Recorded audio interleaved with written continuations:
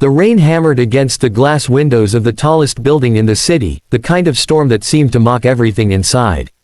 Ethan Blackwood, one of the most feared and admired billionaires in the business world, sat at the head of the long conference table. His sharp suit was flawless, but his face was pale, tired, and carved with the weight of repeated failures. Once, his name alone could make investors throw money into any idea. But now, after a string of bad decisions, bankrupt subsidiaries, and a collapsing project that had already drained millions, people whispered behind his back. He was losing his empire.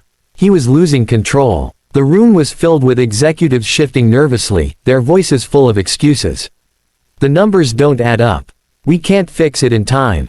We should cut our losses. Ethan's jaw tightened. He dismissed them all with a cold wave of his hand. Leave. The room emptied, and silence crashed down on him like the storm outside. He stared at the city lights below, but for the first time in his life, he didn't see opportunity. He saw failure. Again, and again, and again. That night, instead of heading home to his penthouse, Ethan walked through the city aimlessly, as if searching for something, or maybe just trying to escape himself. His polished shoes splashed through puddles until he ended up in a forgotten alleyway behind a row of cafes. There, curled under a threadbare blanket, was a girl. Her hair was tangled, her clothes torn, but her eyes, when she lifted them to look at him, were startlingly alive. Bright, curious. Cold night for walking in a suit, she said, her voice soft but steady. He almost ignored her. She was just another lost soul in a city full of them. But something in her gaze made him pause. You shouldn't be here, Ethan muttered. She tilted her head. Neither should you. He frowned. You don't know who I am. She smiled faintly. You're a man who keeps losing, and doesn't know why. The words struck harder than he expected. He narrowed his eyes. What did you say? She leaned closer, her breath a whisper in the cold night. I can fix it. For a moment, he laughed bitterly. A homeless girl, claiming she could solve what his team of highly paid experts couldn't. It was absurd. And yet, her voice was calm, confident, without fear. Prove it, he challenged. The next morning, she stood in his skyscraper office, a sharp contrast to the sleek furniture and polished floors. She hadn't even told him her name, just insisted she had an idea. His executives looked at her like she was a joke, but Ethan silenced them. Let her speak. She walked to the screen where rows of failing data glowed.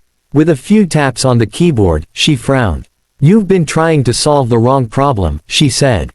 Your system isn't broken. It's your foundation. Too heavy, too slow. You need to strip it back to what really matters. The room went silent. She began typing, rearranging codes and numbers with surprising skill. In minutes, alarms that had blared for weeks finally quieted.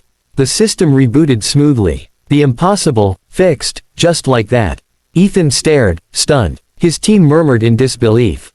How did you do that? He asked. She shrugged. When you live on the streets, you learn to see what everyone else overlooks.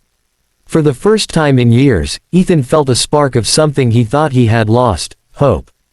Days turned into weeks. The girl, her name, he finally learned, was Arya, continued to surprise him. She wasn't just smart, she was brilliant, innovative, able to see angles his top strategists had missed. She rebuilt not only his failing project but his confidence. But what struck him most wasn't her mind, it was her spirit. Despite having nothing, despite nights spent cold and hungry, she smiled easily. She laughed at small things. She carried a kind of light he hadn't known he was searching for until now. One night, after another long day, Ethan found himself watching her from across the rooftop terrace of his skyscraper. The city sparkled below, but she was brighter. You've changed everything, he admitted quietly. She turned, her expression soft. No, Ethan, you just needed someone to remind you that failing doesn't make you broken. He stepped closer. You whispered you could fix it. But I didn't know you meant me. Her eyes widened, shimmering in the night air. He reached for her hand, the man who had once been untouchable now vulnerable in front of the girl who had nothing, yet had given him everything. I don't want to win without you, Arya, he said. Not anymore. Her voice trembled with emotion. And I don't want to spend another night in the shadows. Not when you've shown me a home in your heart. Under the starlit sky, the billionaire who had failed again and again finally succeeded, in the only thing that mattered. Love.